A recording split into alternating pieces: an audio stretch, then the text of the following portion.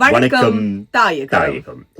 27.7 kilometre தூரம், 4 ஆண்டுகள், 24 மணி நேரம் இடைவிடாத உழைப்பு, ஒரு உயிரிழப்பு கூட கிடையாது. இலங்கையில நடந்த இந்த பொறியியல் சாதனை தெற்காசியாவோட வரலாற்றையே மாற்ற போகுது கனா. இது என்ன விஷயம் அப்படின்றத நாங்க இன்றைய தினம் உங்களுக்காக தெளிவாக பேச போகிற ஒரு விஷயம். இலங்கையில் நடந்திருக்கக்கூடிய இந்த சாதனை தொடர்பாகத்தான் பேசுகிறோம். இது தெற்காசியாவிலேயே நீங்க சொன்ன மாதிரி 27.7 கிலோமீட்டர் தூரத்துக்கு நிலத்துக்கடியால தண்ணீரை, அதுவும் குடிநீரை கொண்டு போகின்ற ஒரு திட்டம். இது சாதாரண ஒரு சுரங்கம் கிடையாது. வடமத்திய மாகாண மக்களுடைய குடிநீர் பிரச்சனைக்கும் ஆயிரக்கணக்கான விவசாயிகளோட வாழ்க்கைக்கும் ஒரு புதிய நம்பிக்கையை கொடுத்திருக்கு தெரியுமா? இது எப்படி அப்படின்றத பற்றி நாங்க தெளிவா பேசலாம். மகாவலி கங்கையினுடைய கிளை ஆறுகளில் ஒன்றா இருக்கக்கூடிய கழுகங்கையை லக்கல பகுதியில மறிச்சு கழுகங்கை நீர்த்தேக்கத்தை உருவாக்கினாங்க. மகாவலி கங்கையினுடைய இன்னும் ஒரு கிளையாறு தான் அம்பன் கங்கை. அதை மறிச்சு மொரக்காக்கந்த நீர்த்தேக்கத்தை நிர்மாணிக்கிறாங்க. இப்போ இந்த கழுகங்கை நீர்த்தேக்கத்தினுடைய மேலதிக நீரை கிட்டத்தட்ட 9 கிலோமீட்டர்களுக்கு ஒரு நிலத்தடி சுரங்கத்தின் ஊடாக கொண்டு போயிட்டு மொரகாகந்த நீர்த்தேக்கத்துக்கு கொண்டு போய் சேர்க்கிறாங்க. இந்த மொரகாகந்த நீரை வடமத்திய மாகாணத்துக்கு கொண்டு போவதற்கான ஒரு பெரிய ஒரு செயற்திட்டம் ஒன்று ஆரம்பிக்கப்பட்டது. சோ இதுக்கான பிரதான கால்வாயை அமைக்கக்கூடிய பணிகள் தான் ஆரம்பிச்சிருந்தாங்க. மொரக்காகந்த நீர்த்தேக்கத்துல இருந்து கிட்டத்தட்ட 95 கிலோமீட்டர் தூரம் பயணிச்சு இந்த மகாவலி நீரை கொண்டு போறதுக்கான பிரதான கால்வாயை ரொம்பவுமே வெற்றிகரமான ஒரு திட்டமாக இப்போ செய்து முடிச்சிருக்கிறாங்க. இப்போ எலஹெர கொந்துருவாவியிலிருந்து அனுராதபுரத்தில் இருக்கக்கூடிய பலுகாஸ்வேவ வரையில 28 கிலோமீட்டர், கிட்டத்தட்ட 27.7 கிலோமீட்டர் அப்படின்றாங்க சரியா சொல்றதாக இருந்தா. இந்த அளவு தூரத்துக்கு சுரங்க வழியாக நிலத்துக்கு அடியால இந்த தண்ணீரை கொண்டு போறாங்க. இப்போ இதுதான் தெற்காசியாவின் மிக நீளமான நீர்ப்பாசன சுரங்கம் அப்படிங்கிற பெருமையை பெற்றிருக்கு. இதனுடைய விஷுவல்ஸ் எல்லாம் பார்க்கும் போது அவ்வளவு அழகா இருக்கு. இந்த அழகை தாண்டி இந்த மாதிரியான ஒரு ப்ராஜெக்ட் பண்றதுக்கு மிக முக்கியமான காரணம் என்ன? நிச்சயமா என்ன காரணம் அப்படின்னு சொன்னா, வடமத்திய மாகாணத்தை பொறுத்தவரையில் வறட்சி அதிகமாக இருக்கக்கூடிய ஒரு மாகாணம்.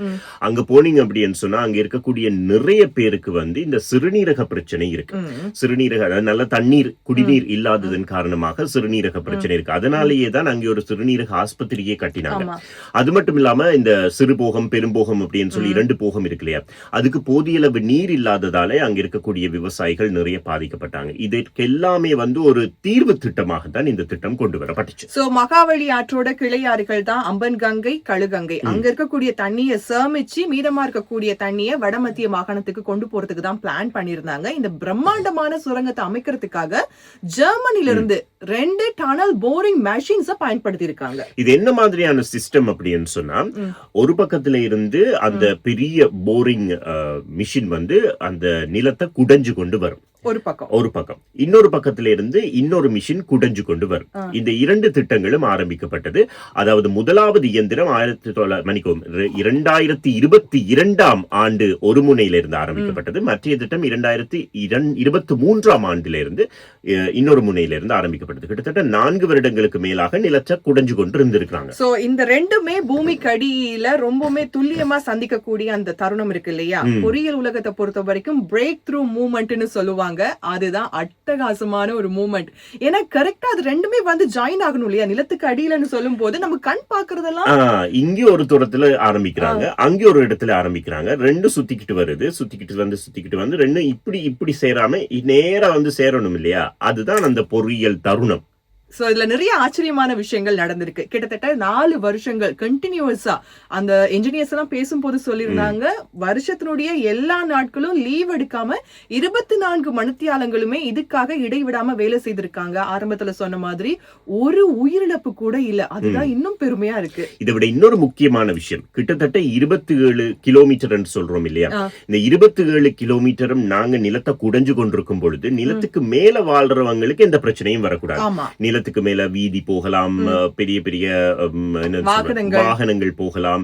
இதை விட முக்கியமா வனவிலங்குகள் பாதிக்கப்படலாம். இந்த மாதிரி நிறைய பிரச்சனை இருந்துச்சு. எனவே இது எல்லாவற்றுக்கும் ஒரு தீர்வாக மேலே இருக்கக்கூடிய, அதாவது நிலத்தினுடைய மேல்தரையில இருக்கக்கூடிய யாருக்கும் எந்த விதமான பாதிப்பும் ஏற்படாத வகையில தான் இந்த குடைகின்ற பணி இடம்பெற்றிருந்தது. மேலே எல்லாருமே வளமையா இருந்திருப்பீங்க, உங்க வீட்டுக்குள்ளால கூட குறைஞ்சிட்டு போயிருப்பாங்க, யோசிச்சிருப்பாங்க 4 வருஷமா நடக்குதா, நம்ம அங்கதானே இருக்கிறோம், நமக்கு ஒரு சின்ன அறிகுறி கூட தெரியல. ஏன்னா நிலத்துக்கு அடியில இப்படி போகும்போது ஒரு அதிர்வு இருக்கணும்ல. இருக்கும் இல்லையா? ஆனா அது எதுவுமே இல்லாம இது எப்படி சக்சஸ்ஃபுல்லா நடந்ததுன்னு கேட்டீங்கன்னா கட் அண்ட் கவர் அப்படிங்கிற டெக்னாலஜியை பயன்படுத்தி இருக்காங்க இதுக்காக.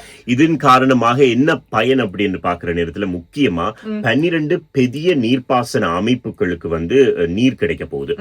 130 சிறிய நீர்ப்பாசன கட்டமைப்பினூடாக கிட்டத்தட்ட 1505 குளங்களுக்கு தண்ணீர் கிடைக்க போகுது. இது எல்லாத்த விட 25,000க்கும் மேற்பட்ட விவசாய குடும்பங்கள் நேரடியாக பயன்பெற போறாங்க.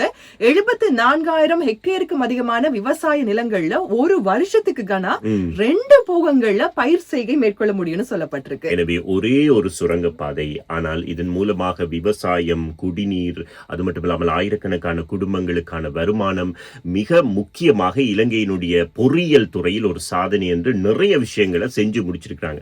சைலண்டா நிலத்துக்கு கீழால வேலை நடந்திருக்கு, நமக்கு தெரியாம இருந்திருக்கேன். ஆனா நிஜமாவே ஒரு சந்தோஷமான ப்ரௌடான ஒரு மூமெண்ட் தான். ஆனா இதுக்கு பிறகு நிறைய விஷயங்கள் இருக்கு. இந்த திட்டத்தை பொறுத்த வரைக்கும் இலங்கையினுடைய நீர் முகாமைத்துவத்துல வரலாற்றுல ஒரு புதிய விஷயம் பதிவு செய்யப்படுமா இல்லையா? உங்களுடைய கருத்துக்கள் என்ன அப்படிங்கறத மறக்காம இந்த வீடியோல கமெண்ட்ல சொல்லுங்க. அதே மாதிரி ஒவ்வொரு நாளும் காலை வேளையில 6 மணியிலிருந்து 10 மணி வரைக்கும் www.shaktifm.com சக்தி FM ஆப்பினூடாகவும் வணக்கம் தாயகம் கேளுங்க.